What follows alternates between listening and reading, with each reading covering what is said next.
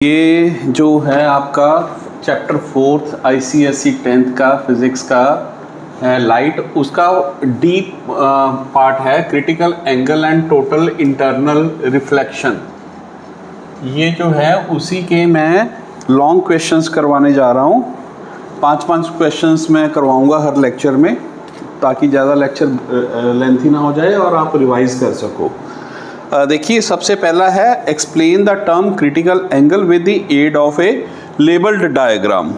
Critical angle के बारे में बताना है और हमने एक डायग्राम भी बनाना है। क्रिटिकल एंगल देखो, ये मैंने लिखा हुआ है, critical angle is the angle of incidence in the denser medium corresponding to which the angle of refraction in rare medium is 90 degree. ये लैंग्वेज है, इसको चलो मैं पहले एक्सप्लेन करता हूँ। देखो, हमारे पास जो क्रिटिकल एंगल बनता है हमारे, नॉर्मली हम क्या लेते हैं कि रे ऑफ लाइट, जैसे ये रेयर मीडियम है, ये है डेंसर मीडियम। जैसे रेयर मीडियम होता है एयर वगैरह, हम कुछ भी मान लेते हैं, डेंसर हम वाटर लेते हैं। मोस्टली हमने जो डायग्राम्स बनाते हैं, हम रेयर टू डेंसर जाके हम उसको शो करते हैं, जैसे रिफ्रैक्शन हमने शो करना है। लेकिन जब क्रिटिकल एंगल है तो हमने क्या करना है, इसको बनाना कैसे है, हम जाएंगे डेंसर टू रेयर। इस बात का ध्यान रखना कि रे ऑफ लाइट, ये इसके एसेंशियल कंडीशन भी है कि जब कोई रे of light and it is the angle of incidence in the denser medium corresponding to which the angle of refraction in देखिए, ये एक लाइट गई,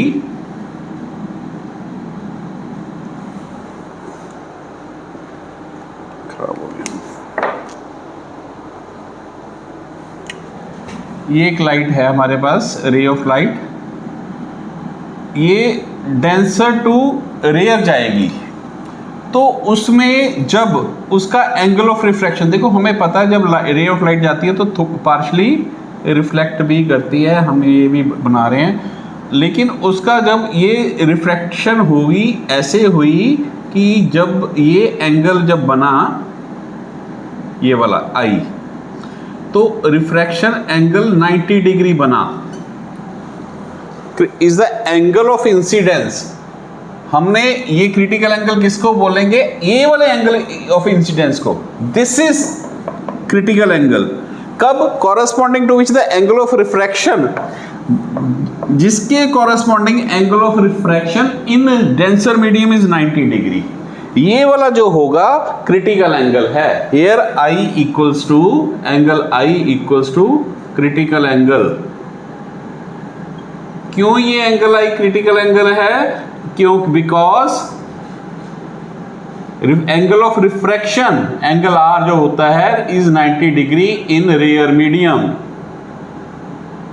ये बहुत ही ज्यादा इंपॉर्टेंट टॉपिक है। ये मैंने इसलिए लिखा है कि जब वो एंगल ऑफ इंसिडेंस, रे कहां से ट्रेवल करनी चाहिए, denser to rare, denser to rare गई तो ऐसे नहीं रिफ्रैक्ट हुई, ऐसे नहीं हुई, ये बिल्कुल नॉर्मल के साथ 90 डिग्री एंगल बना। जो एंगल ऑफ रिफ्रैक्शन है इट इज 90 डिग्री, तो जो एंगल ऑफ इंसिडेंस होगा that is called critical angle. ये था हमारा फर्स्ट क्वेश्चन का आंसर। सेकंड है हमारा, ये भी एक इंपॉर्टेंट पार्ट है, what is total internal reflection and state two necessary conditions for total internal reflection to occur। देखो, total internal reflection समझते हैं, यही फिगर है हमारी, मैं इसी फिगर को लेके चलता हूं। मैंने इस फिगर में बताया कि एंगल जो हमारा आई है वो है हमारा angle of incidence.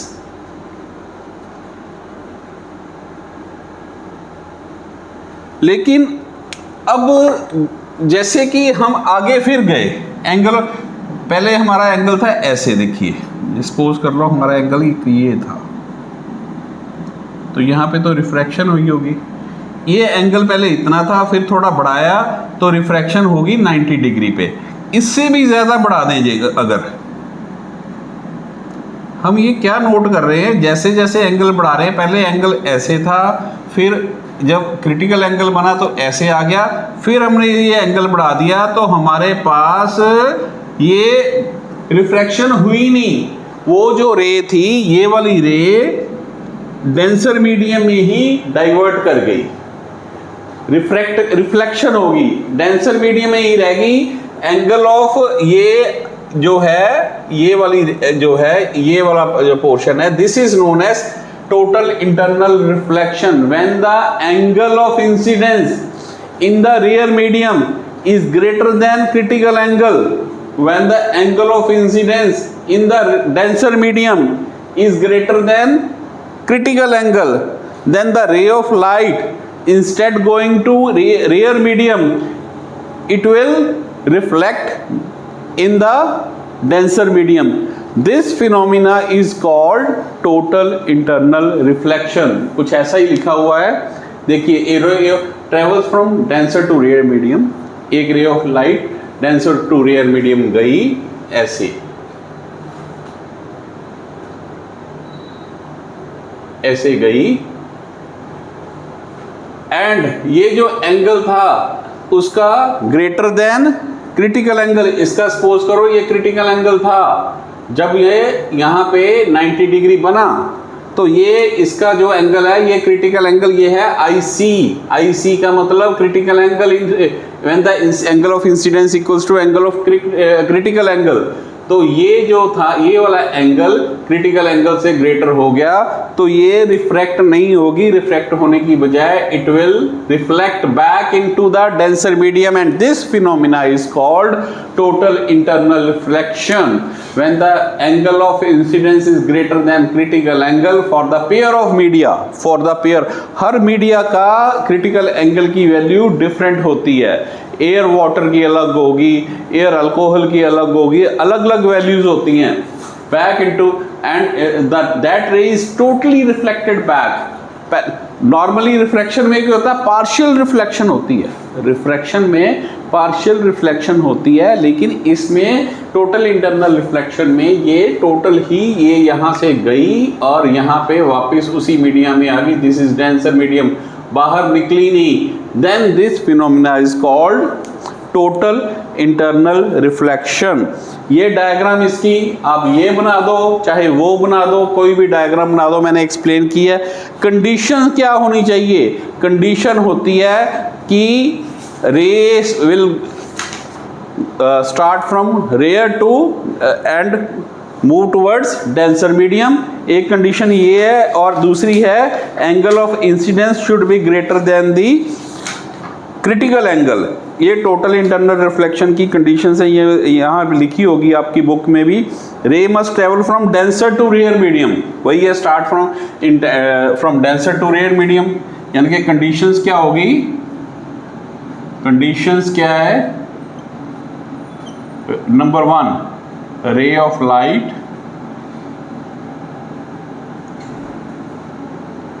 must travel from rear to denser medium.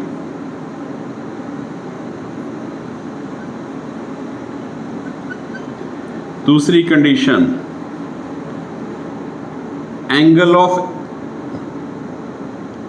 incidence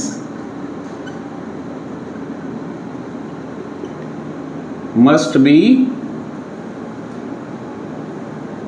greater than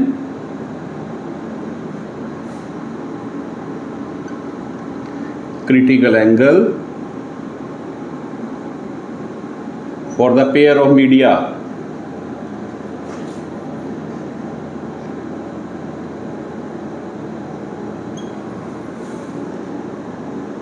ये दो इसकी कंडीशंस आ गई। ये हो गए हमारे दो क्वेश्चंस, इसकी फिगर्स भी होगी, देखते हैं।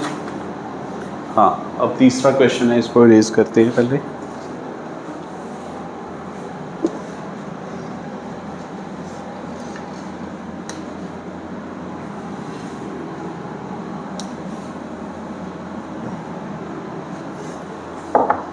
ये था हमारा आंसर 2। अब आ गया हमारा आंसर 3। आंसर 3 क्या है? इसका क्वेश्चन है ये, एक फिगर दी हुई है हमें ऐसे। देखो बच्चों, इसकी फिगर की आपने प्रैक्टिस हमेशा, जितनी बार आपने पढ़ना है उतनी बार इसकी प्रैक्टिस करनी है। बिना प्रैक्टिस के ये फिगर्स गलत बनती है, फिर पेपर में मुश्किल होता है। हर बार ड्रॉ करोगे तो फिगर्स अपने आप ठीक बननी शुरू हो जाती हैं। ये एक फिगर है,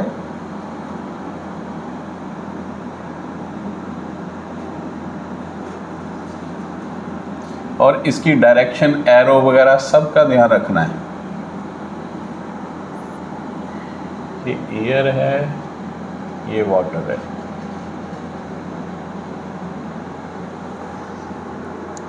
यहाँ दिया हुआ है कि A and B travelling from water to air. ये ए है, ये बी है। If the critical angle for water air surface is 48 degree, ये दिया हुआ है angle I C equals to 48 degree, critical angle है ये आई सी ऐसे भी लिख सकते हैं, यहाँ इसको लिख दो क्रिटिकल एंगल।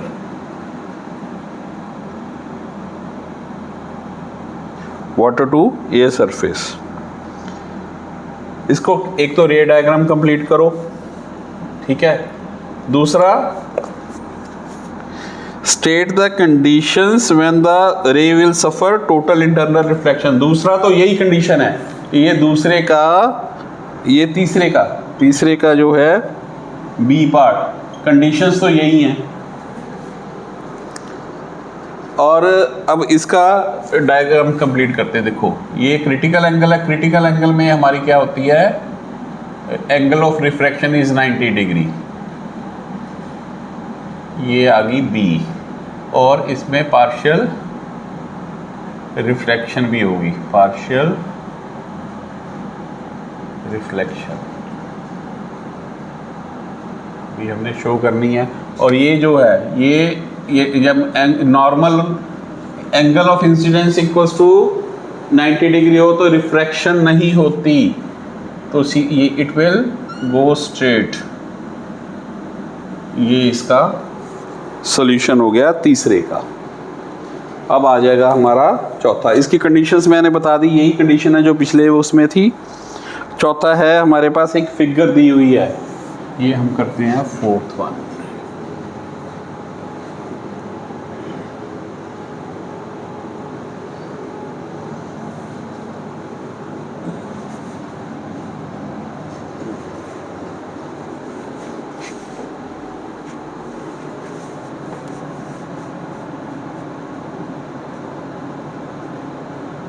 फोर्थ का आंसर देखो, पहले तो डायग्राम बनाते हैं जो दी हुई है। इन्होंने एक बीकर दिया हुआ है ऐसे, इसको नीचे ही बनाते हैं, ज़्यादा फिर मुश्किल होगी।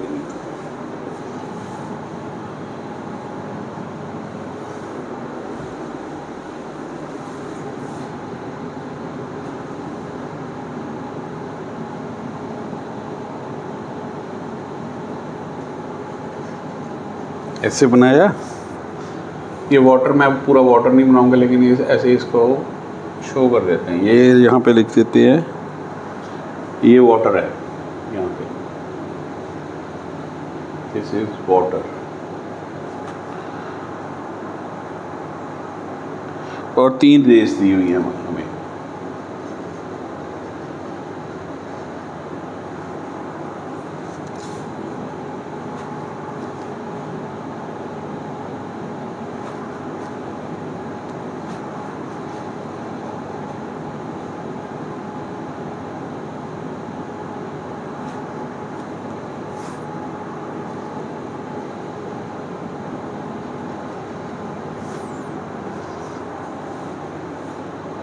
ये सी है, बी है, यहाँ पे एक एंगल दिया है 48 डिग्री, ये हमें दी हुई है ए। देखिए अब यहाँ पे क्या करेंगे, इसको कंप्लीट करना है बस। इसने कहा है और हर एक का फिनोमिना दिया, और इन्होंने कहा कि इनका जो critical angle for water air surface, और ये हमारा एयर सरफेस है, ये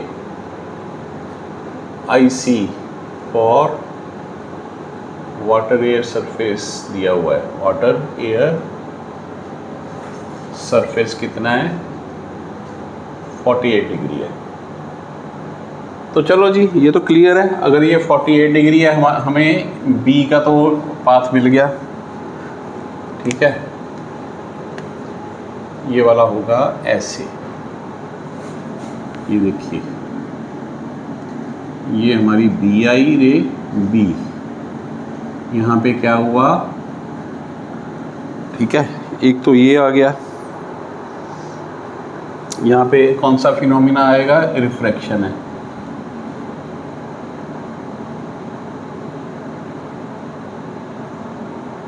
और एक आएगा हमारा A का। A में क्या क्या होगा देखिए, A में रिफ्रैक्शन भी होगी, दोनों में होगी पार्शियल रिफ्रैक्शन। ये अगर यहाँ पे हम नॉर्मल ड्रॉ करते हैं,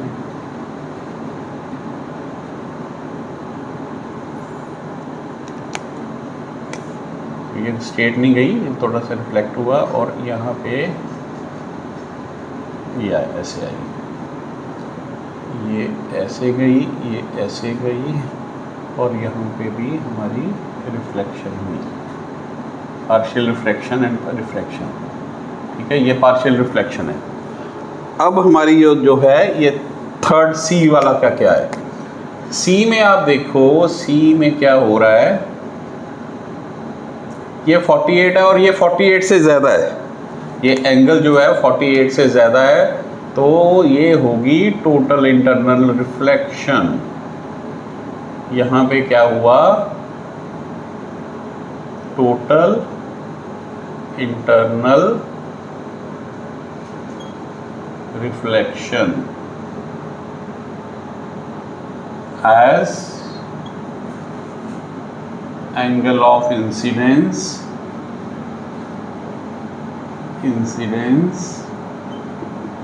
is greater than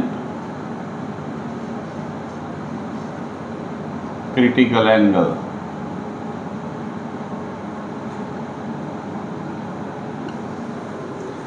ये हमारा हो गया आंसर 4। अब आएंगे, ये इजी था, वही जो चीज़ें हमने पढ़ी थी, ये हमने पार्शियल रिफ्रैक्शन, ये लिख देते हैं इसको भी, पार्शियल रिफ्लेक्शन, क्योंकि रिफ्रैक्शन होती है, तो जब रिफ्रैक्शन होगी तो पार्शियल रिफ्लेक्शन होती ही है। We can't ignore this. अगर पूरे नंबर लेने हैं तो ये भी ड्रॉ करनी पड़ेगी, लेकिन टोटल इंटरनल रिफ्लेक्शन में वो कब होगी, जब angle of incidence critical angle से ग्रेटर होगा। अभी एक और फिगर दी हुई है, ये भी छोटे छोटे क्वेश्चन है, इसकी फिगर पहले ड्रॉ कर लेते हैं। वही है वाटर एयर, ये एयर है, यहाँ पे है वाटर, तो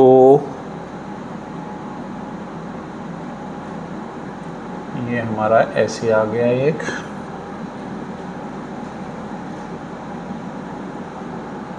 ठीक है। ये इन्होंने ड्रॉ किया हुआ, हमें ऑलरेडी गिवन है, ये एक एंगल दिया हुआ है, ये इसने यहाँ पे P है,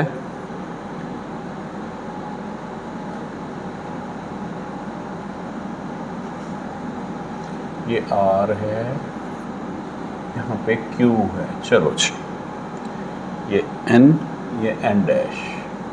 आई थिंक फिगर कंप्लीट है। चलो अब इसका करते हैं आंसर, इसके देखते हैं कैसे आते हैं। आंसर 5,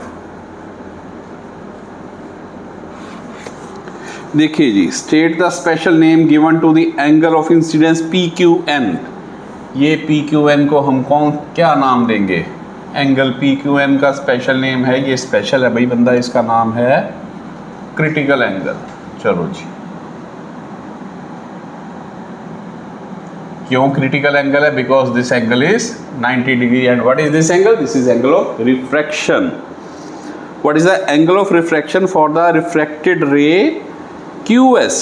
लो जी, ये हमें उसने पूछा है, हमने दे दिया एंगल ऑफ रिफ्रैक्शन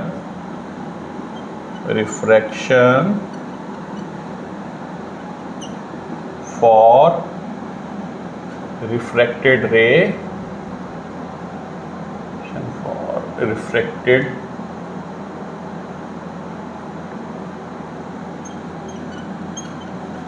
कौन सी है ये? QS. इसका क्या है ना? Angle it is equal to 90 degree. Name the phenomena that occurs if the angle of incidence is increased. अगर ये angle of incidence increase करें तो पता है जी, ये तो क्या होगा? total internal reflection.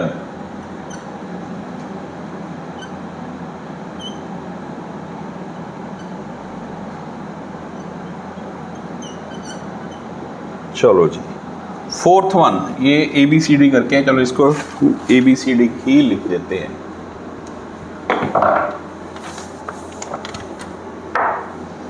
This is A, B, C. D part गया है, द रे PR सफर्स पार्शियल रिफ्रैक्शन, ये वाली,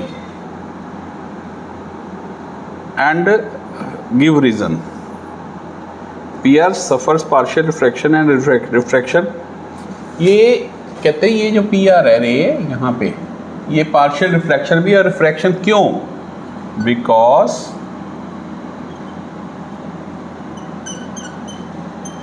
angle of incidence is lesser than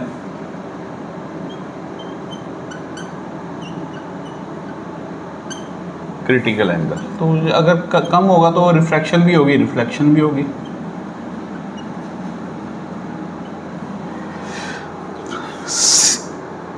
इसका ई पार्ट देखो, वो कह रहा है कि draw the diagram the refracted रे for the incident ray PR and show the position of image. इसकी डायग्राम बनानी है जी पूरी,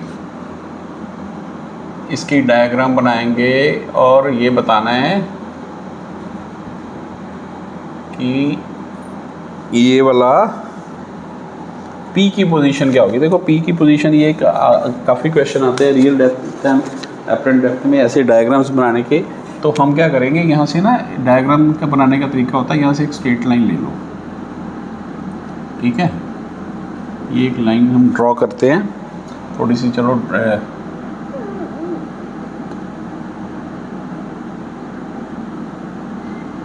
ऐसे एक लाइन ड्रॉ कर लेते हैं. यहाँ से ये नॉर्मल है, ये हमारा यहाँ पे नॉर्मल ऊपर जाएगा और ये जो रे है रिफ्रैक्ट होगी, तो इसको पीछे प्रोड्यूस कर दो बस.